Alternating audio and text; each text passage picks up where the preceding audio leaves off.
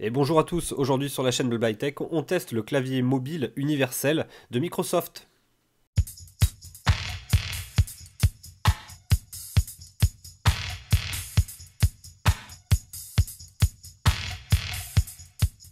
Alors ce clavier universel de Microsoft, il a plusieurs particularités. Donc tout d'abord, son packaging, la forme du clavier, je la trouve plutôt sympa, donc très fine. Ils ont vraiment essayé de travailler sur l'épaisseur justement de ce clavier pour qu'il puisse être glissé dans une housse de PC portable, dans une housse de tablette facilement. Donc ça c'est le premier point, donc c'est le côté compact que j'aime bien. Voilà. Donc la deuxième chose qui est importante, c'est qu'il est en deux parties en fait. Donc lorsqu'on l'ouvre comme ça se remarque pas au premier abord, mais en fait on a un clavier et le couvercle qui peuvent se séparer et qui sont aimantés avec un aimant qui est plutôt fort. Donc c'est vraiment robuste. On peut le voir là. Hop, voilà. Donc ça tient super bien. Donc ces deux parties se détachent. Le clavier, lui, le couvercle, pardon, il est dans une matière caoutchouteuse qui prend énormément la poussière par contre. Donc on voit déjà un petit peu là qu'il commence à y avoir plein de poussière qui reste accrochée. Il est vraiment antidérapant cette protection pour éviter justement que lorsqu'on la pose ça glisse. Donc c'est ça qui fait que le clavier ne glissera pas.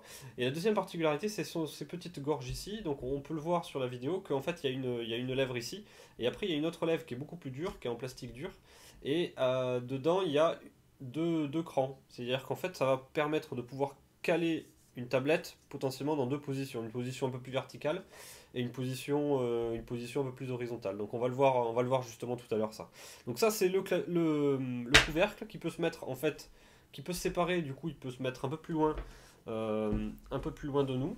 Donc ça c'est un point sympa si on veut prendre un peu de distance par rapport à la tablette, ou sinon il reste collé au clavier. Donc ça c'était le deuxième point. Le troisième point, bah, c'est ce clavier qui est un clavier avec des touches très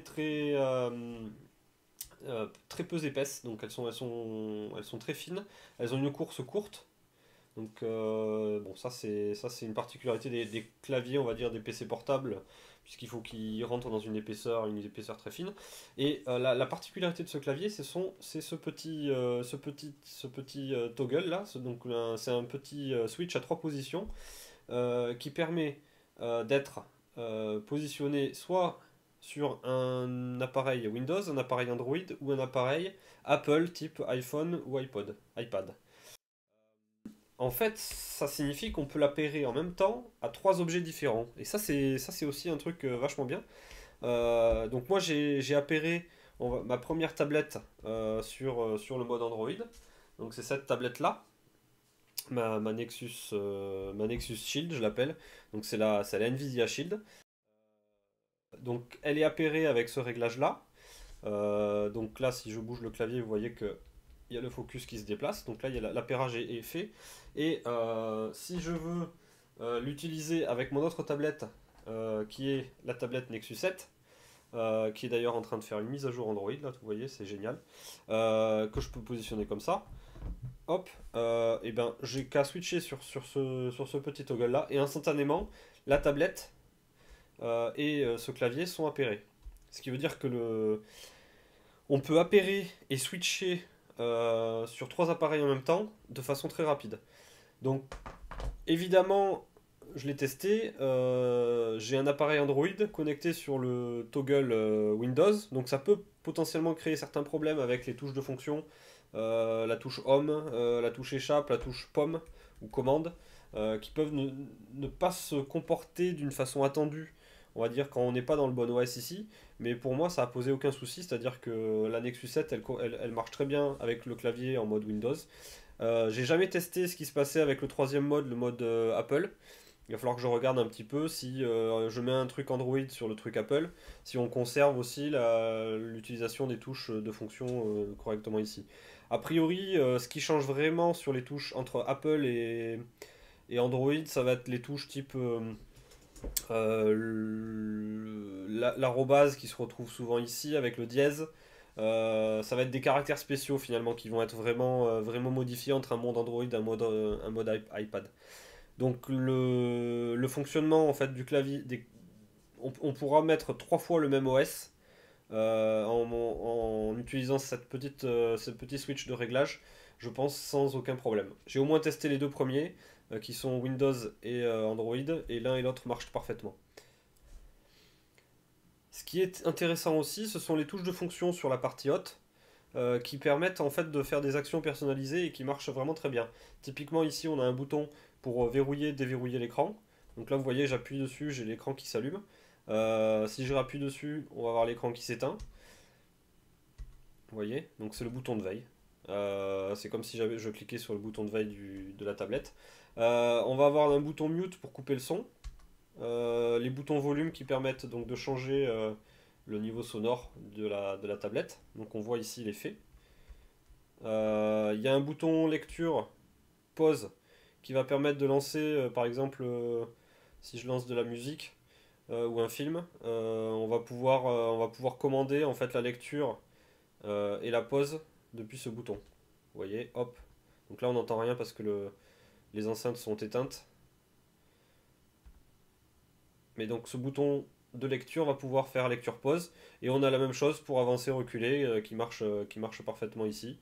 Le bouton rechercher, est-ce que ça marche dans cette application? On va revenir sur le bureau. Le bouton rechercher lance une recherche. Donc voilà, après on va pouvoir chercher ce qu'on veut. Voilà, donc là c'était en termes de fonctionnalité.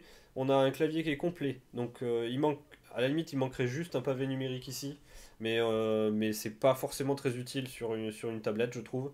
Donc on a un clavier complet, on a toutes les touches, on a la touche tab, verrouillage numérique, on a un bouton pour revenir au bureau, on a aussi la touche échappe qui fait aussi retour arrière dans certaines applications en utilisant justement la touche de fonction, ou ici. Euh, je vais vous faire maintenant un test on va voir de réactivité au niveau du clavier. Donc là je suis dans Word, donc la version preview qui vient de sortir récemment, qui marche plutôt très bien, et on va voir ce que ça donne en termes de frappe.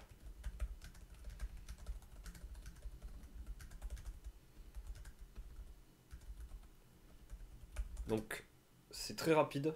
On n'est pas loin d'un vrai clavier de PC, je trouve. Donc en termes de taille de touche, euh, on a des touches qui sont un peu serrées, un peu petites, mais qui sont pas loin finalement d'un clavier Apple. Euh, j'ai tout cassé, mais bon, c'est vrai que les touches de mon clavier sont un peu plus grosses et un peu plus espacées, mais la différence n'est pas non plus radicalement différente. Donc on a quelque chose qui est pas mal. Donc je continue mon test.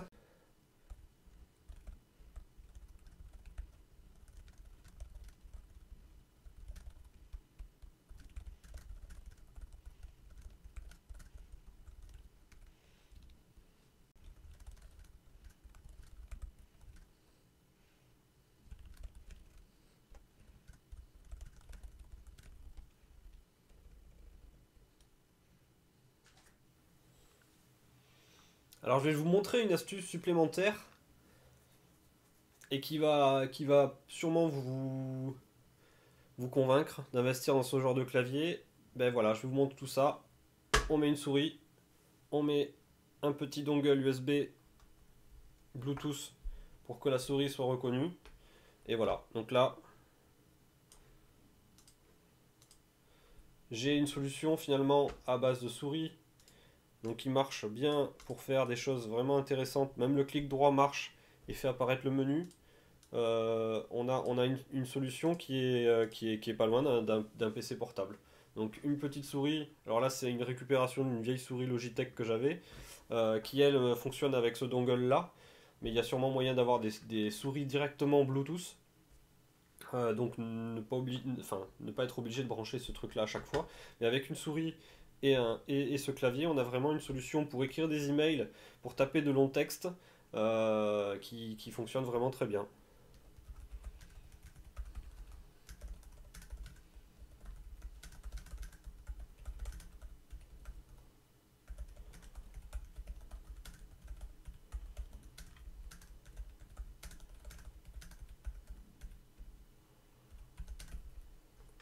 Voilà, donc après on peut faire des mises en page, travailler différemment.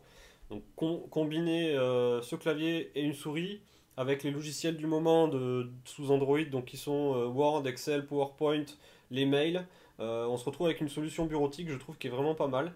Et donc vraiment ce clavier, je savais pas si j'allais le garder, si j'allais vraiment en avoir une utilité. Définitivement, je suis convaincu, je vais le garder. Même s'il est un petit peu cher à 60 euros environ, euh, ça vaut le coup de l'avoir. Ça peut dépanner lorsqu'on est en week-end, lorsqu'on est chez les beaux-parents, lorsqu'on est en vacances. On veut écrire un mail tranquillement. Je pense que c'est quelque chose qui peut vraiment dépanner les gens. Autre chose intéressante, c'est certaines personnes qui m'ont fait remarquer cette fonction, cette fonctionnalité. Euh, on a une solution qui est rigide. C'est-à-dire que là, le clavier et le support de tablette sont bien solides entre eux et tout ça c'est aligné. Ce qui veut dire qu'en fait on a quelque chose d'assez plan ici et on va pouvoir poser cette solution-là, donc l'ensemble clavier plus tablette, on va le poser sur ses genoux lorsqu'on est devant la télé, avachi sur son canapé. Donc c'est quelque chose, je trouve, qui est vraiment pas mal. Tout à l'heure, je vais vous faire la démo de ce que je vous disais tout à l'heure. Les deux positions de support, avec les deux petites gorges qu'on a ici. Donc on a une position qui est très verticale, qui est pas mal. Et puis on a une position qui est un peu plus à plat, pardon, et que moi je préfère en fait. Mais c'est vrai que si on sépare les deux et qu'on s'éloigne un peu, on aura peut-être tendance à vouloir se mettre dans la position un peu plus verticale comme ça. Voilà, donc après, qu'est-ce que je peux dire de plus? Un petit détail sur la tablette Nexus 7 qui marche aussi, c'est-à-dire que le support est adapté à la tablette. Par contre, il n'y a qu'une seule position qui fonctionne. La deuxième position, comme ça, ne tient pas beaucoup. Euh, la tablette aura tendance à glisser un petit peu, donc il faut bien la mettre verticale. Et elle tient pas en position comme ça. C'est en position portrait. J'ai pas réussi à la faire fonctionner. Donc ça tient pas. Donc elle va tenir dans ce sens-là, mais pas dans l'autre. Petit bonus aussi, j'en avais parlé lors de mon déballage, on peut mettre la tablette comme ça, donc ça nous laisse une place ici pour venir caler son smartphone si besoin. Donc on a un support de smartphone intégré et on peut continuer de travailler sur la tablette. A noter que cette position en format portrait est pas si débile que ça au niveau d'Android, parce que là moi j'arrive à lire tout ce qui est écrit et j'ai un format portrait, un format de mon fichier Word qui est complet, c'est-à-dire que là j'arrive à voir quasiment toute la hauteur du fichier Word et en format portrait, finalement c'est aussi utilisable. On peut aussi euh, utiliser la tablette dans cette position-là. Alors c'est vrai que là les écritures sont quand même un peu petites. Mais c'est une utilisation aussi qui peut être envisageable, surtout sur la Nexus 9, la tablette qui est un peu plus large. Donc en format portrait, la Nexus 9 peut être aussi sympa. J'ai pas pu tester voir si cette Nexus 9 elle rentrait correctement dans ces rigoles, mais je pense que oui. Donc il faut se méfier par contre aussi des différentes housses qu'on met par-dessus nos tablettes d'habitude, qui ont tendance à épaissir un peu la tablette. Selon les housses, il va falloir peut-être enlever cette housse justement pour que la tablette rentre correctement dans l'emplacement ici. Et visiblement, il se met en veille automatiquement lorsqu'on referme le capot. Le clavier passe en veille et se déconnecte donc des appareils Android. Et puis dès que je vais rouvrir, on va avoir une petite LED qui apparaît ici. Et ça veut dire que il est en train de se rallumer, etc. Voilà, donc en résumé, on a un produit qui est de très bonne qualité, je trouve, fait par Microsoft. Les fonctionnalités d'appairage avec trois appareils différents ici sont très malins. Ça va permettre de faire pas mal de choses à ceux qui ont plusieurs appareils Android ou qui ont un mix entre de l'iPad et de l'Android ou du Windows et de l'Android. Les petites fonctions, les touches de fonction ici sont vraiment intéressantes.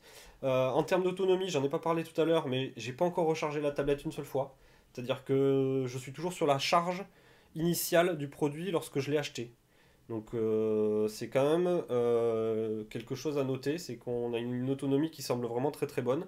Il est évident que moi j'ai la version AZERTY, donc je l'ai acheté sur Amazon et j'ai réussi à avoir le clavier AZERTY. Il y a des versions QWERTY, mais méfiez-vous si vous voulez l'acheter.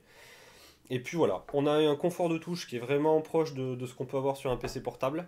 Euh, Moi j'en suis enchanté, et puis je vais le garder parce que c'est un vraiment très très bon clavier. Voilà, donc globalement, je vous recommande vraiment chaudement ce produit. Euh, il servira à plein de choses différentes, même pour chatter sur Internet uniquement avec une tablette. En gros, je me rends compte qu'avec ce genre d'appareil et une tablette Android qui tourne bien, avec quelque chose de sérieux, bah, on a quand même un combo qui est proche d'un PC portable.